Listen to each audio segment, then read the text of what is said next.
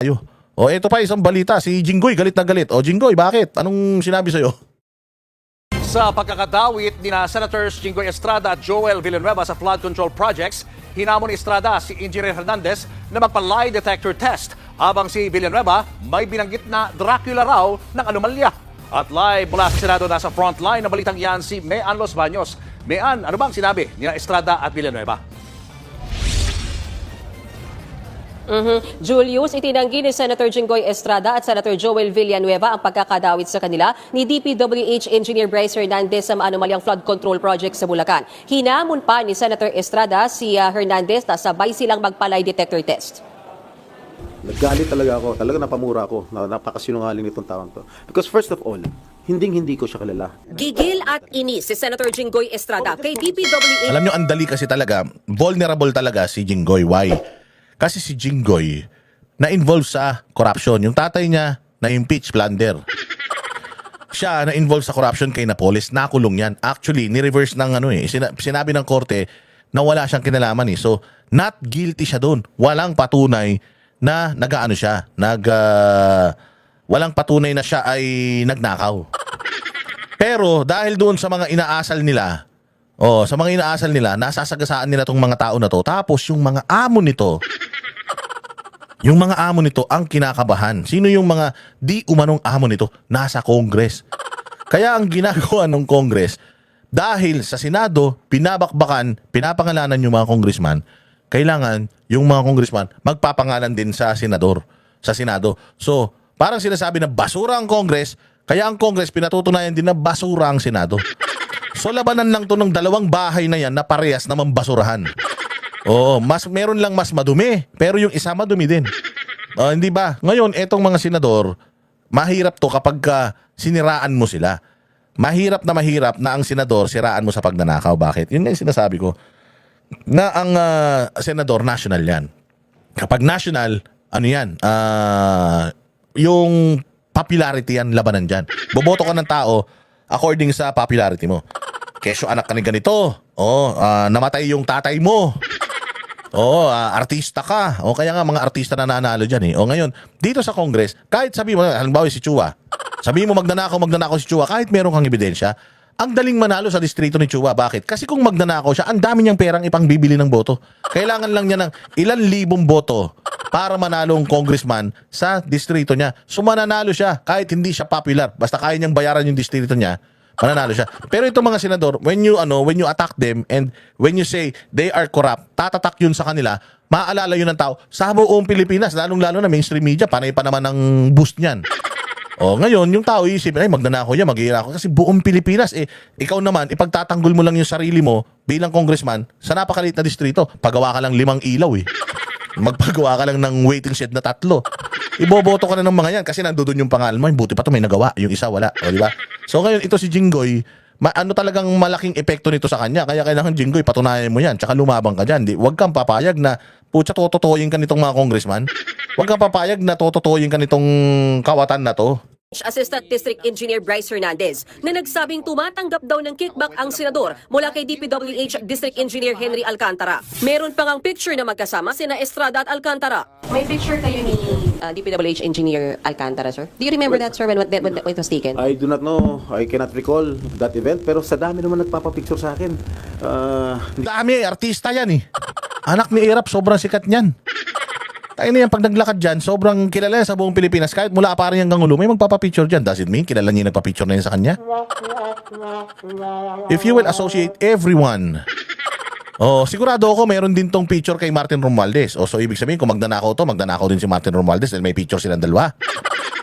Yan yung lagay nyo sa kukotin nyo. Kayo masyadong nagpapaniwala rito sa mga plot twist na to ng mainstream media. Hindi ko naman pwede tanggihan. Malay ko naman kung drug lord yan o gambling lord. Hindi ko naman matatanggihan kung sino nagpapapicture sa akin. Remember, we are all public figures here. Pinabulaanan din ni Estrada ang alegasyon ni Bro, lalo na si Robin Padilla. Pag nakita mo si Robin, magsiselfie ka talaga. Pero katulad ako, pagkakilala ko na yung senador, medyo close na kami, hindi na ako nagsiselfie. Dumadami na akong picture dun dati. Nagsiselfie lang ako dun sa mga bago ko nakikita, yung mga hindi ko pa napopost. Hernandez na nagbabaraw ang Senado ng 355 million pesos ngayong 2025 para sa ilang proyekto sa Bulacan. Hindi raw siya ang nag-endorso ng pondong iyon. Nasa line item raw yan ng 2025 budget at kahit sino pwedeng mapagbintangan na nagpa-insert nito. Hindi ko palalagpasin na hindi sagutin ang mga malisyoso, tahasang kasinungalingan at walang basehang mga akusasyon sa akin ni Bryce Hernandez. Hindi ako papayag na makaladkad ang aking pangalan sa mga pahayag na katang-isip at gawa-gawang salaysay. Hamon pa ng senador kay Hernandez, I challenge him right now to take a lie detector test with me. Let us settle this once and for all and show the public who is telling the truth. Oh, tsaya. Alam mo, walang maghahamon ng lie detector na nagsisinungaling. Tsaka, na, imposible naman. Pata kita. Tapos ilalaglag kita sa hearing ko mismo. Pagtatanggol kita. O tingnan mo, si Representative Pisngi. O, di ba? Pinagtatanggol niya. Bakit? O, kaklase niya. Pinagtatanggol niya eh. O, mamaya makikita nyo, bakit niya pinagtatanggol. Kasi sinasabi ni Jinggoy eh, tayo nan to, hiniring kita dito. Dinurog nga kita eh. Dinudurog ko nga kayo dito, tapos mga bata ko kayo. Bobo ba ako? Sana hindi na kita pinaimbita rito kung bata kita. Pinatakas na kita. maging sinasabing staff niyang si Beng Ramos na lumutang din sa kamera, itinanggi ni Jinggoy na naging tauhan niya. I do not have any staff named Beng Ramos. She's not close to me. Naging girlfriend siya ng isang staff ko. Eh, kasi naman yung staff mo eh. You do not shit where you eat. Tayo na kasi gumig-girlfriend eh. Diyan sa Senado mismo, ayan tuloy, na-chismis pa kayo. Pucha, lahat puro chismis eh. Parang pagkukonek-konektahin lang kayo dahil magkakakilala kayo. Kahit naman wala silang ebidensya ng corruption, basta magkakakilala kayo, parang galawang Duterte. Lang yung ginagawa nila pagka idinidikit nila lahat sa Duterte, basta porke 2016, Duterte na kagad eh. Pero hindi nila binabalita yung 2020, kinansila ng Duterte yung lisensya ng Diskaya. Tapos 2022 nang binuhay ng administration ni Marcos. Ano ibig sabihin nun? Ilan tong mga to? Basta lang ma-connect, basta lang kakilala, konektado ka kay Jinggoy? Hindi po. Pero naging engineer ka sa Manila? Opo. Nagtrabaho ka sa City Hall ng Manila? Opo. O, imposible naman na wala kang connection kay Erap. Wala talaga eh. Hindi naman si Erap ang boss ko eh. Hindi naman si Erap ang boss ko. Ang boss ko yung DPWH secretary eh. O dahil lang mayor si Erap, anak ni Erap si Jinggoy, konektado na si Jinggoy, ganun. Yung inang klaseng logic yan.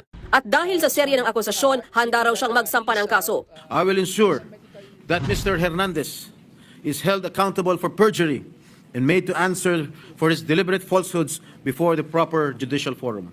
Let this serve as a warning. Lies have consequences, and I will pursue every legal remedy to make sure justice is served.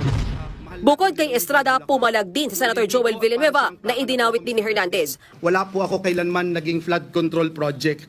Hindi ko po sasabihin na I categorically deny this accusation. Dahil Tignan mo si Jinggoy, nung sinabing corrupt siya, tara, palay detector test tayong dalawa. Bakit si Bongbong nung sinabing addict siya, hindi niya sinabing, tara, padrag test ako.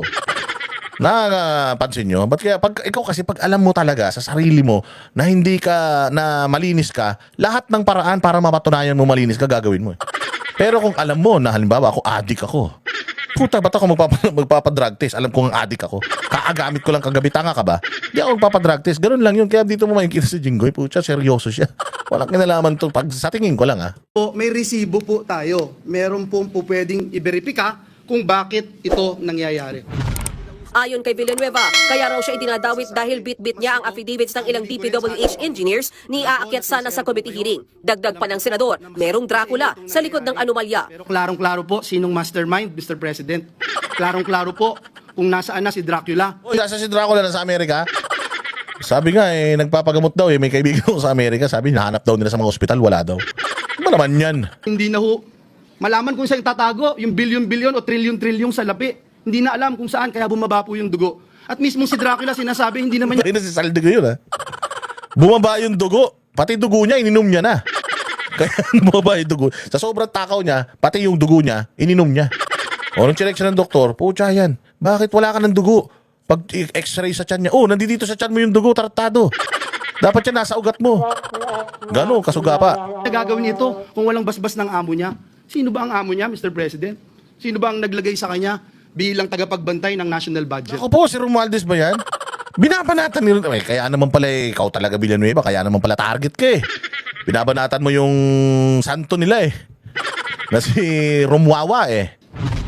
Git ni Villanueva, wala siyang tinatago at handa siyang humarap sa lahat ng investigasyon. I will never betray my principle. I will never, ever, Mr. President, destroy the name that was given to me by my parents. Yari kayo dyan. Nagalit na. Oh, pero tama, di ba?